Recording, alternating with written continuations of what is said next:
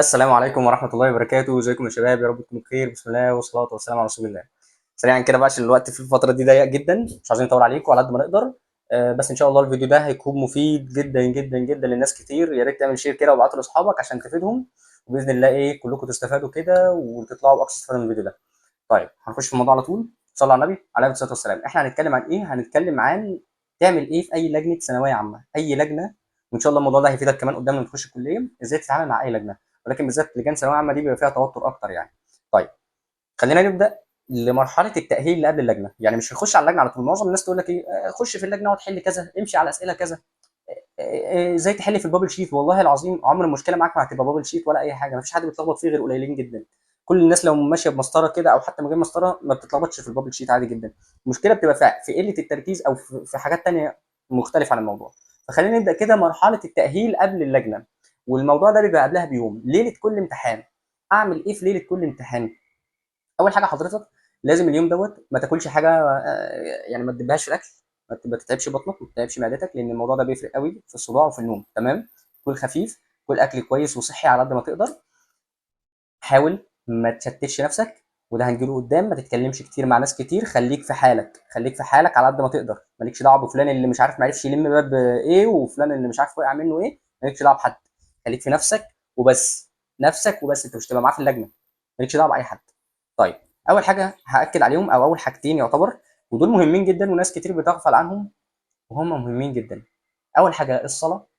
الصلاه مهمه جدا، لازم تكون بتصلي.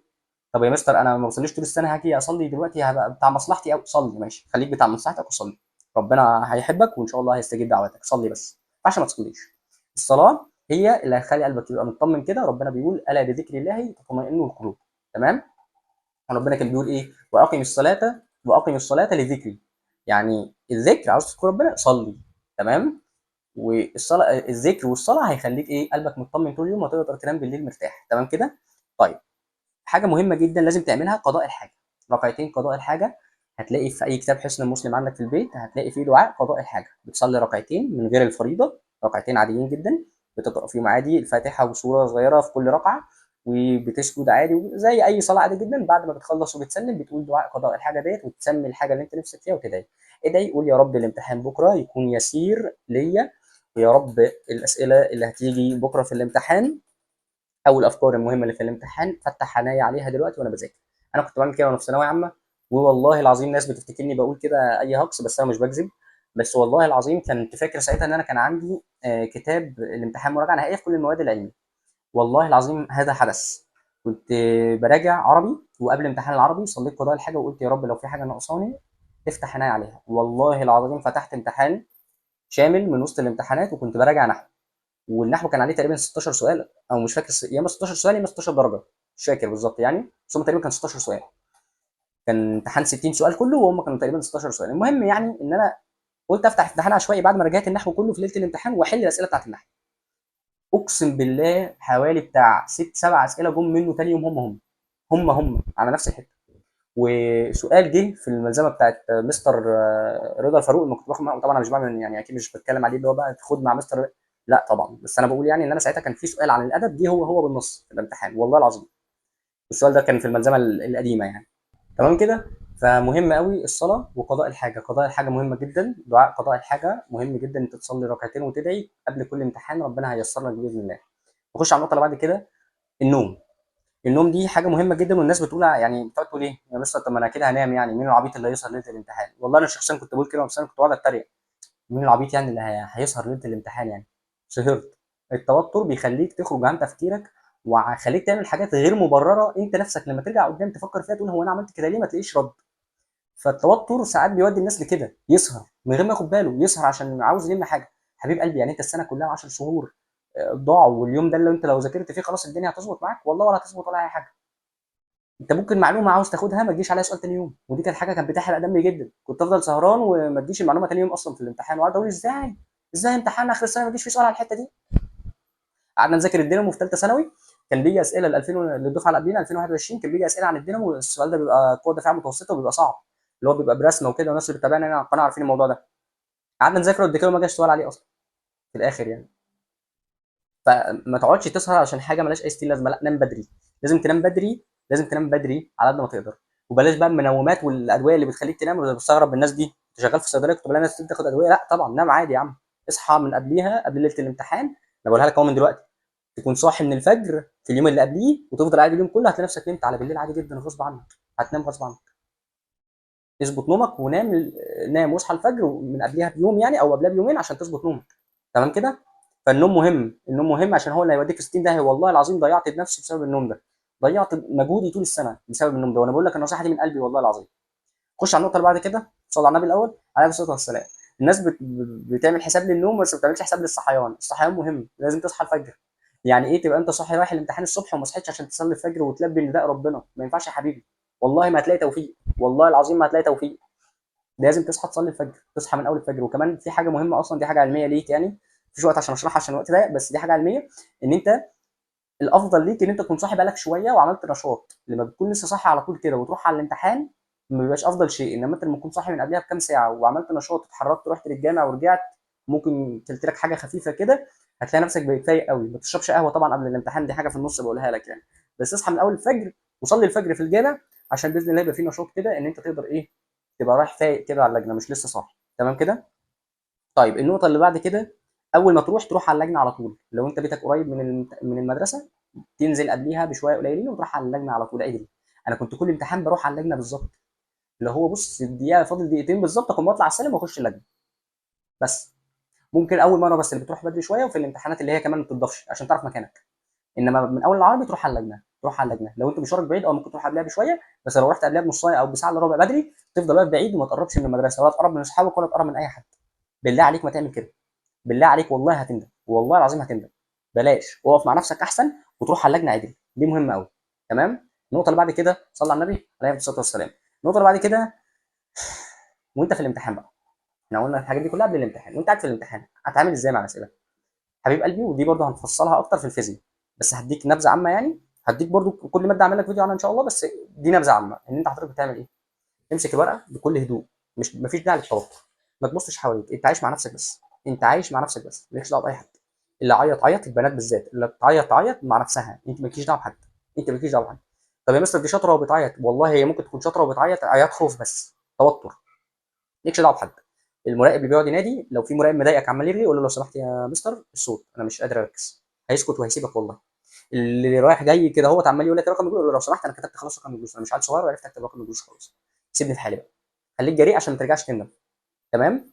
طيب همسك الورقه بكل هدوء، في السريع مش هفضل متنح واشوف هو بيعمل ايه، في السريع اكتب رقم جلوسي واكتب اسمي واخلص وافتح، افتح على طول، ما تستناش، ما تستناش، ما تقعدش تبص. بلاقي عيل والله لازم قاعده باصص كده مستني اللي جنبه يبدا في الامتحان، وانت مالك وماله يا عم، ابدا على طول، ما تستناش، امسك الامتحان وابدا فيه على طول، انت اولى بكل ثانيه. تمام.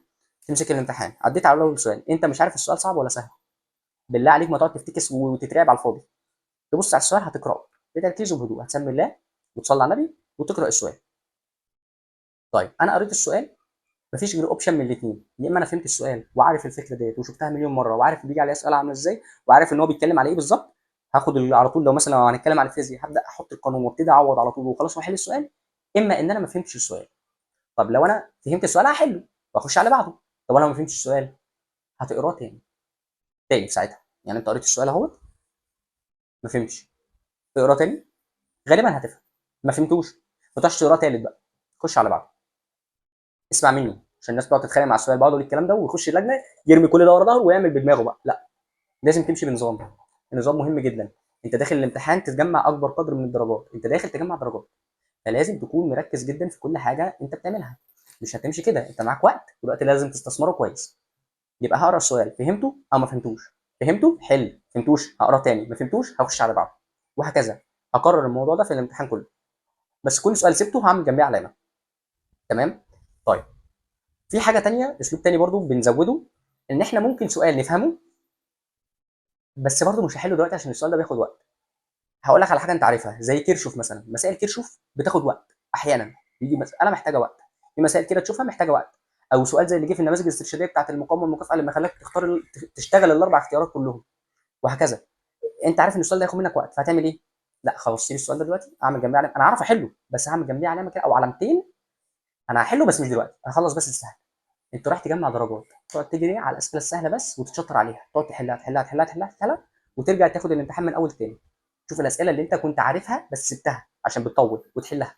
بعد كده في الاخر ترجع للاسئله اللي انت ايه ما كنتش عارفها، تقراها تاني باذن الله، بتسمي ربنا، بتسمي الله كده، بتقول بسم الله، بتصلي على النبي كتير. والله العظيم كنت لسه في امتحان من قريب، هو برده ماده فيزياء عشان انا اصلا قسم فيزياء في الكليه. والله العظيم السؤال ما كنت فاهمه، رحت رجعت له تاني ورجعت له تالت، في اخر مره قلت اللهم صل على النبي عليه الصلاه والسلام، بصيت كده افتكرت السؤال وفهمت فكرته، قريته كده فهمت. الصلاه على النبي اقسم بالله لا تخليك تنجح وهتفتكر كل حاجه. ممكن تفتكر معلومه في اول محاضره خدتها في السنه وتحل بيها السؤال، وافتكرت ساعتها فعلا وحليت السؤال. تمام. ده كده الاسلوب اللي انت بتحل بيه جوه الامتحان، بتأني بهدوء، ماليش دعوه بحد، ما بلتفتش جنبيه طب فلان بيغش ماليش دعوه بيه، فلق يجور في داهيه، يغشوا من بعض ما يغشوش، اللي نادي عليها من نفسه مش سامعه، مالكش دعوه بحد. انت داخل خناقه مع الورقه، انت داخل تأدي مهمه وهتمشي تاني. تمام. طيب انا خلصت دلوقتي خلاص مرحله اللجنه، واللجنه خلصت، الورقه اتشالت خلاص، خلصت الامتحان. اعمل ايه؟ انت بتنزل، مش هقول لك انت بتمشي، انت بتجري. انت بتنزل تجري، اول ما يقول لك اطلع من اللجنه اجري، اجري خد شنطتك واجري، ما تستناش. والله العظيم انا فاكر كان ببقى ماشي واحد بينادي عليا حسن يا حسن، انا سامعه مش بطنشه ولا كني سامعه، بطلع اجري على البيت، خلصت. خلص واجري. عملتها بس مره ونمت عليها لما وقفت رجعت بعد الامتحان العربي. قعدت اقول برضه طول السنه مين العبيط اللي هيراجع، ورجعت. النصايح دي بتفرق والله. ما تراجعش مع حد، والله هتندم ندم عمرك لو رجعت. انا بقول لك ما حد هيدفع ثمن المراجعه دي غيرك انت. تلاقي نفسك مسدوده، لان ممكن تكون حليت سؤال غلط او ممكن تكون حليت سؤال صح وواحد تاني يقنعك ان هو غلط. والله هتتخنق على الفاضي. فبلاش، بلاش احسن. لان كل واحد بيبقى مش قادر يستوعب ان هو غلط، فيقعد يقنعك باجابته وانت تقعد تقنعه باجابتك وتدخلوا دخلتوا خناقه مع بعض. مالهاش لازمه. تخلص وتطلع تجري، ولا تتكلم مع صحابك، ولا تروح تشرب قصب، ولا تروح تاكل كشري، ولا اي حاجه، تجري على البيت وتاكل في البيت وتريح لك شويه. يبقى هتروح على البيت على طول. تمام.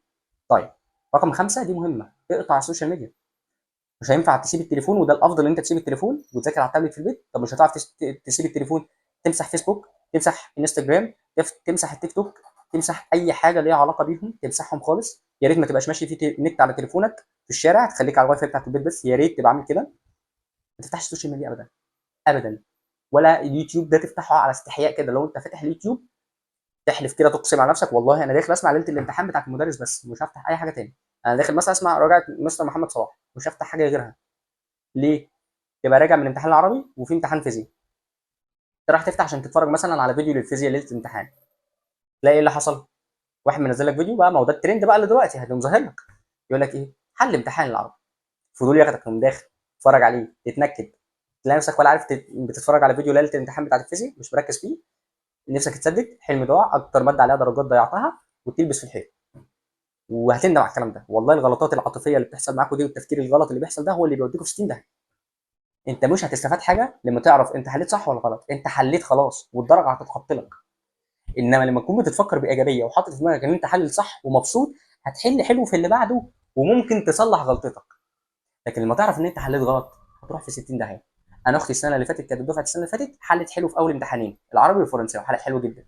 جت في الفيزياء بوظت الدنيا، ما سمعتش كلامي وراحت من ورايا اتفرجت على مدرس ربنا يسامحه بقى مطرح ما راح بينزل حل الامتحان، مش فاهم ليه بينزل حله الصراحه لحد دلوقتي بقى له سنين بيعملها، عمري ما فهمت هو ليه بينزل حل الامتحان، اثاره جدل وخلاص. المهم ان اختي راحت اتفرجت عليه اكتئبت، ضيعت مجهودها في المواد الثانيه. كانت عامله مجهود كبير وانا اللي شفته بعينيا في المواد الثانيه في الكيمياء والاحياء، ضيعت المجهود ده كله بسبب ان هي اتفرجت على حل امتحان الفيزياء. بلاش. تمام. طيب يبقى احنا هنقفل السوشيال ميديا عشان احنا عاوزين مصلحه نفسنا، واحنا كبار ومش صغيرين وفاهمين ان دي مصلحتنا ان احنا ما نفتحش السوشيال ميديا في الفتره دي. تمام. اخر نصيحه عشان ما اطولش عليك عشان الناس بتتضايق من طول الفيديو، بس والله النصائح دي من قلبي وعلشانك. اخر نصيحه، اقتل الفضول. اقتل الفضول. اي فضول يجي لك تمنعه، تمنعه خالص. والدك يسالك الحمد لله، معلش يا بابا ما بحبش حد يقعد يسالني كتير، انا مش عارف اصلا انا حليت حلو ولا وحش. مامتك الحمد لله يا ماما استبشري خير، ربنا ان شاء الله مش هيضيع عنا وربنا هيوفقنا باذن الله. خلاص. انت جالك فضول، طب يا ترى السؤال اللي كان مضايقك ده انت حليت صح ولا غلط؟ والله والله العظيم يا نفسي انا مش هستفاد حاجه لو عرفت انا حليته صح ولا حليته غلط، مش هستفاد حاجه. كده كده خلاص الامتحان خلص وخلاص. خلينا في اللي جاي بقى، خلينا في الخطوه اللي جايه. تمام. يبقى تقتل الفضول. ما تتكلمش مع اصحابك، نصيحه مني اصلا ما تتكلمش معاهم اصلا، بس لو اتكلمت معاهم تتكلم في حدود الكلام وخلاص. يجي راجع اقول له والله العظيم انا ما عارف، انا مش عارف. تمام. ولا هزود لك نصيحه عشان دي للحسد بقى ودي مهمه جدا، دي اخر حاجه هقولها واختم بيها الفيديو. لما تطلع من الامتحان وتلاقي الناس كلها بتصيح منه ما تبقاش ما تروحش تبقى خبيث وتخوفهم، ولكن ما تتكلمش، اسكت. ولو حد خد رايك قول له والله انا ما اقدرش اقيم الامتحان. لو انتوا شايفين الامتحان صعب فهو في الغالب كان صعب، لان انا فعلا كان فيه اسئله صعبه.